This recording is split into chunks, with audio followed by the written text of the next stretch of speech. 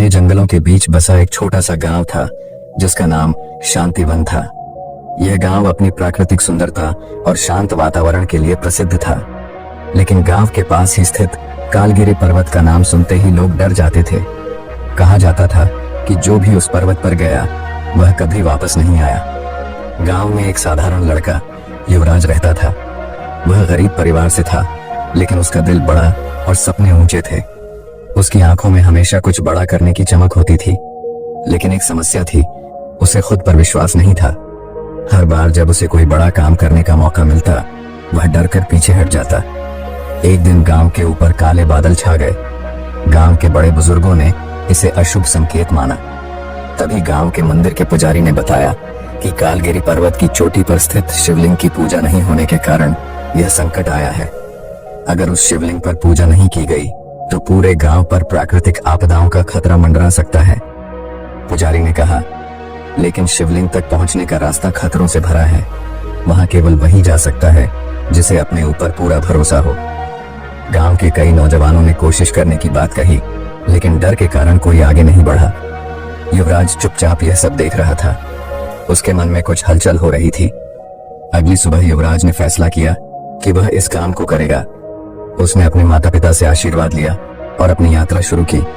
उसके पास न तो कोई खास हथियार था, न कोई साथी, बस एक छोटी सी पोटली जिसमें थोड़ा खाना और पानी था। जैसे ही वह पर्वत की ओर बढ़ा, रास्ता मुश्किल होता गया। घने जंगल, तेज हवाएं और अजीब अजीब आवाजें उसे डराने लगी, लेकिन वह हर कदम पर खुद को समझाता, मैं इसे कर सकता हूँ। रास्ते में युवराज को पहली चुनौती मिली।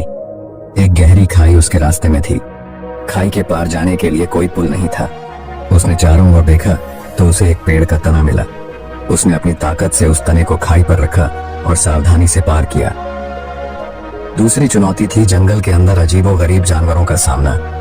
ये जानवर भयानक लगते थे, लेकिन असल में उन्हें डराने के अलावा वे कुछ नहीं कर सकते थे। युवराज ने अपनी सांसों को शांत रखा और धीरे धीरे आगे बढ़ता रहा। तीसरी चुनौती सबसे कठिन थी। पहाड़ पर एक गुफा थी जिसमें एक बड़ा सांप बैठा था। वह गुफा ही शिवलिंग तक पहुंचने का अंतिम रास्ता था।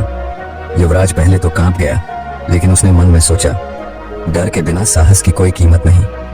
उसने साहस जुटाया और सांप के सामने खड़ा हो गया। सांप ने उसे देखकर कहा, तुम क्यों आए हो युवक? अगर तुमने मेरे सवालों का सही जवाब दिया तो मैं तुम्हें आगे जाने दूंगा। युवराज ने कहा, ठीक है।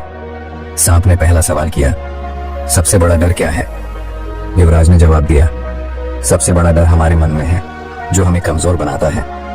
सांप ने दूसरा सवाल किया, ताकत कहां से आती है? युवराज ने कहा, ताकत हमारे आत्मविश्वास और मेहनत से आती है। आखिरी सवाल था, क्या तुम इस यात्रा में सफल होगे? युवराज ने दृढ़ता से कहा, हाँ, क्योंकि मैंने अपनी शक्ति को पहचान लिया है। सांप मुस्कुराया और रास्ता दे दिया। युवराज ने गुफा पार की और शिवलिंग तक पहुंचा। उसने श्रद्धा से पूजा की और गांव की सुरक्षा के लिए प्रार्थना की। जैसे ही उसने पूजा पूरी की, चारों ओर उजाला छा गया। कालगिरी पर्वत का अंधकार खत्म हो गया। युवराज जब वापस गांव लौटा तो सभी ने उसका स्वागत किया।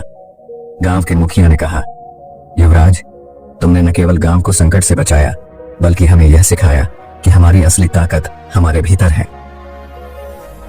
यह कहानी हमें सिखाती है कि डर और कमजोरियों का सामना करके ही हम अपनी असली ताकत को पहचान सकते हैं। आत्मविश्वास और साहस ही हमारी सबसे बड़ी पूंजी है। जब हम अपने ऊपर भरोसा करते हैं तो कोई भी मंजिल हमारे लिए असंभव नहीं रहती।